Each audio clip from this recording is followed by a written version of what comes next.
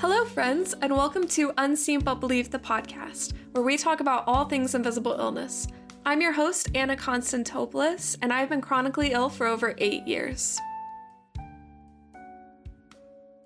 Today, we will be talking about how to work out with an invisible illness.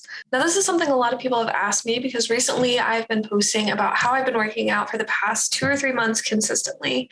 It may look like I just started working out in the past 3 months because I guess compared to other people I have, I've been able to go to the gym pretty consistently around 3 times a week, and then I'll do cardio or yoga on the other 2 to 3 days, and then I take a rest day. And so that seems like a pretty normal fitness schedule for somebody else. And so a lot of people thought that I just kind of jumped into this, but that's really not the case. It's taken me nearly a year of work to be able to get to this point, probably longer. It's not a fast process. Fitness isn't a fast process for anyone. Anyone who's healthy knows that it's a lifestyle change and that'll take a long time. But that's especially true when you're chronically ill in some way or you have some kind of invisible illness or disability. It's probably going to take a lot longer. And honestly, it's probably going to take a lot more work to figure out what works for you. The most important thing is to know that you need to go at your own pace. You need to be patient with yourself because you're not in the same position as other people. You can't be comparing yourself to fitness influencers who are going to the gym for 2 hours every single day because they don't have invisible illnesses. They're not facing the same challenges that you are. And so you need to be patient with yourself. Don't worry about what they're doing, but just worry about what your body can do now. So for me, I kept trying, and I'm sure we've all been in this cycle where we decide, okay, I'm going to take control of my illness. I'm going to go to the gym. I'm going to work out. And then we work out really hard for maybe a week or maybe even just one day. And then we crash. Our bodies are in a flare up and we can't move for the next week, 2 weeks, month, year, however long. And then we get through that. And you think we would have learned our lesson, but no. We decide, okay, now I'm going to take care of my health and I'm going to fix my body and I'm going to work out and it's going to be great. I just need to push through the pain. And then you do that. And then guess what happens? You have another flare up. And then we do it all over again. And I say that, I hope it's me. I hope I'm not the only one that did that. It's a very tempting cycle because you see other people's definition of what is healthy. And you want to do that. You want to be as healthy as possible, especially if you have doctors telling you that you need to exercise because you need to lose weight because it's putting pressure on your joints, or you need to exercise because it'll lower your heart rate, or all these different things. And so there can be a lot of different pressure to start working out really hard with an invisible illness or to lose weight really fast with an invisible illness. And that is just not a good way to approach it. That is just, a recipe for ending up in a huge flare up and leaving you worse off than you were before. So for me, I did that for honestly probably several years. I tried to exercise very hard and just jump right back into the gym because I was very athletic growing up. I played all the sports. I was doing soccer and dance at the same time. So I'd be exercising like 20 hours a week or something. And so I thought that I should just be able to jump back into that. And I thought I was doing like a lesser version of that by just working out, like 30 minutes a day instead of 2 hours. But that was still too much for my body to handle. And so one day it literally took me going, okay, I need to figure out what my baseline is now, not what my baseline used to be, not what my baseline would look like if I was healthy or what somebody else's baseline looks like, but what my baseline is now where I'm at. And that was a really hard conversation I had to have with myself. This is really embarrassing to admit, so don't judge me. I'm being honest for you guys. I started by doing 1 minute of yoga 1 time per week. That was my baseline because I tried starting with 10 minutes of yoga a week, and that made my body flare up. And then I tried 5 minutes, and that made my body flare up. And I was like, if I can't do 1 minute, I don't know what I'm going to do. But thankfully, I was able to do 1 minute of yoga per week. And as frustrating as that was, it gave me a starting point, and it gave me something to build off of. And so I decided to progress really slowly. And so the first week I did 1 minute of yoga per week. And then the next week I did 2 minutes of yoga, and I did them on different days. And then 3 minutes and 4 minutes and 5 minutes. And I literally built it up 1 minute per week at a time. And yes, it took forever. It took so long and I was so tired of it. And it wasn't anything that anybody else could see. Nobody could tell that I was working out. Nobody could see the effort I was putting in. I didn't really want to tell people that I was only working out for 2 or 3 minutes per week doing yoga. But it ended up being what I needed to get to a healthier point. It did take me pretty close to a year to get to the point where I'm at now, but because I went so slowly, eventually I was able to add more at a time. So once I hit about 30 minutes of yoga per week, I was able to start adding like 5 minutes at a time and then 10 minutes at a time. And then I was able to start going to the gym a little bit and start doing more cardio. And I think doing it a little bit at a time gave my body the chance it needed to recover, to build up an endurance. And so now I'm consistently working out, again, like I said, about 3 to 5 times per week. And I'm still slowly building up, I'm slowly adding in more weights, or it's called, progressive overload in the fitness community, and just continuously adding a little bit more each time. And I've noticed that so many other parts of my life are easier now. My joints are a lot more stable because with EDS, weightlifting is really great. I'm sleeping better, my energy levels are better. But those benefits really didn't come until about the last month. And so it was 11 months of working out consistently, albeit not very much, but working out consistently. And then finally getting to a point where I could actually go to the gym. I could actually work out in the way that I mostly wanted to. I still can't run or do some things like that, but maybe I'll get there one day. And so I say all of that to say that you need to figure out your own baseline, and it's okay if it's next to nothing, but that gives you something to build on. Our bodies are pretty adaptable. And, this doesn't apply for everyone. I don't know your situation. I don't know what your symptoms are, what issues you're dealing with. But my hope is that everybody can find some way to slowly increase what they're able to do. I think for most of us, the problem is that we're just trying to do too much all at once. I know there are some physical conditions that won't be improved by exercise or you can't exercise with. But if you do have something like Ehlers-Danlos syndrome or POTS and you're in more of a stable place, this might be the way to start for you. Now, if this was 2 years ago for me, I don't think I would have been able to start working out. I barely had the strength to get out of bed. And, progress for me at that point was being able to shower every day. If I'm being completely honest, that was a challenge in itself. It may look different for you. You may not be ready at that point of exercise, but just start thinking about little things that you can do every day to grow and to hopefully improve your health. Now, the thing that has also been the most important for me is prioritizing recovery. I used to think that, I'm just doing 1 minute of yoga per week. I don't need any kind of recovery. I'm fine. That was a very stupid thing to think. I think especially if you have an invisible illness, you need more sleep. You need to make sure that you're getting as much sleep as possible.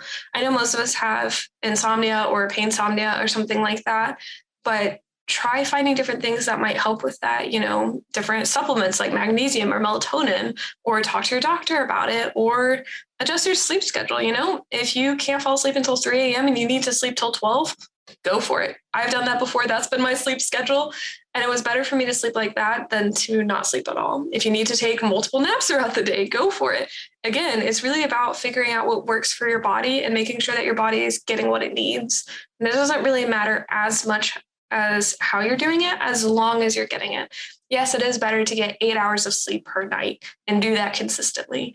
But for some of us, that's just not an option. And so we have to make do with things like frequent naps or sleeping in later. So whatever that is, figure it out for you, and that will help so much more. I also made sure to stretch and warm up before every workout. I mean, that was less applicable to yoga since that basically is just warming up and stretching. But now that I'm going to the gym, I really make sure to take 10 to 15 minutes before every workout just to stretch, do a little bit of walking, do some mobility exercises to make sure that I'm preventing injury as much as possible. Because if you already have an invisible illness, you know that any kind of additional injury you get on top of that is going to knock you out for a while. You're going to be unable to work out for a while. And that just kind of sets you back a little bit. So do as much as you can to prevent that. Take the workouts you're doing seriously.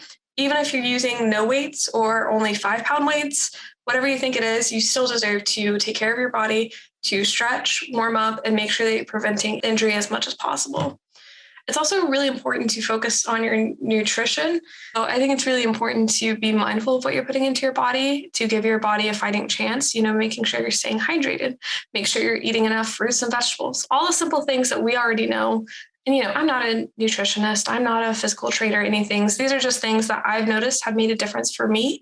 So, for staying hydrated, I make sure to have a liquid IV every single day because sometimes it's hard for me to drink water. I try and have a fruit or a vegetable with every single meal. And that may be very small things for other people. But for me, it's a slow lifestyle change. And I've noticed really, really positive benefits from it.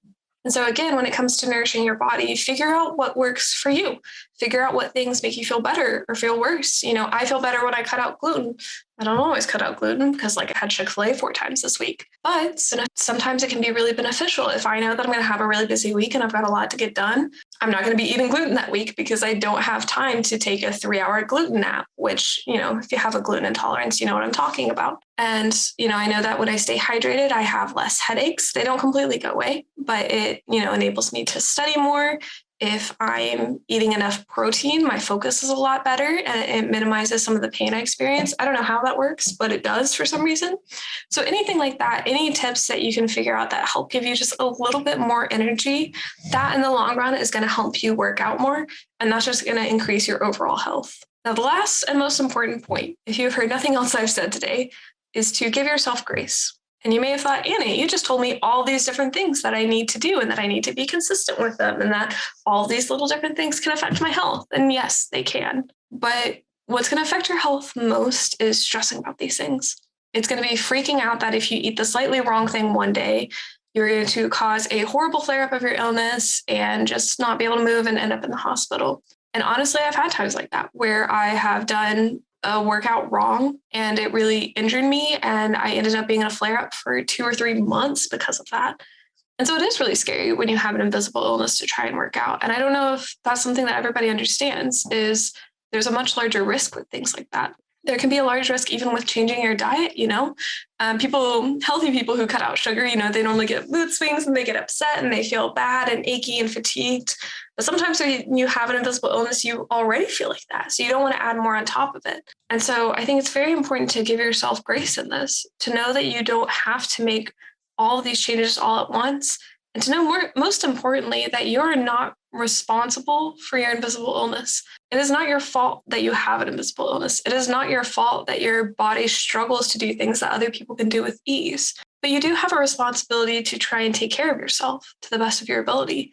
And again, that's probably going to look different than people who don't have an invisible illness. It's probably going to look different from what I do because you have a different illness than I do, or you have different symptoms than I do, or you have a different lifestyle than I do. And that's okay. You just need to pay attention to your body and the things that you're dealing with and to learn how to manage them bit by bit. Like I said, I started with doing 1 minute of yoga per day. And then once I got into a pretty steady exercise habit, I started, focusing on drinking 60 ounces of water per day. And then once I got that down, I started focusing on cleaning up my nutrition a little bit. And then I started just slowly building up on these different things. And it's ended up improving my life in a lot of different ways. But even though I was doing all those things, and I've been working out pretty consistently now for a while, about a month ago, I got a virus. I don't know if it was COVID. I don't know if it was something else.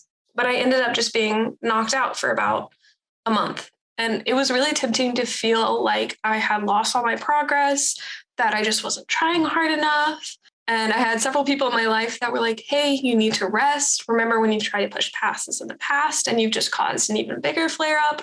Like, it's okay to take a little bit of time. Like, you're not going to lose what little gains you have, because I was using 5 pounds weight, but I had some gains, but I was afraid of losing them. And it was really frustrating to me because I just felt like I wasn't trying hard enough. And then lo and behold, I rested until I felt better. And who would have thunk, but rest actually helped me. And I ended up being able to lift more when I got back into the gym, which was kind of frustrating that everybody was right about that, but they were. So now I'm going to be that person for you. If you're working out and you have a flare up for whatever reason, maybe you worked out too hard, maybe you ate something weird, maybe you're stressed, maybe it's the weather, I don't know. But if you have a flare up like that, take a little bit of time to rest. You don't need to be working out every single day, no matter what, no excuses. Don't buy into that. It's okay to take a little bit of time off. Just be patient with yourself, listen to your body, and when you're ready to start again, start. And if you start working out and you realize that you feel absolutely terrible, just stop. There are times that I've gone to the gym where I've literally worked out for less than 5 minutes and just realized my body was not having it. And so I decided to just leave the gym. And it's kind of embarrassing when the people are still at the front and they saw you just walk in and then you leave again. But it's the price we pay for being healthy. So don't feel any shame about that. They honestly probably don't even care. And just make sure to give yourself grace. Don't be too worried about hitting this exact goal every single time. The most important thing is to take care of your body. Sometimes that looks like pushing through and going to the gym. Sometimes that looks like staying home and watching a movie and eating a snack. So all that to say that working out with an invisible illness can be a very big challenge.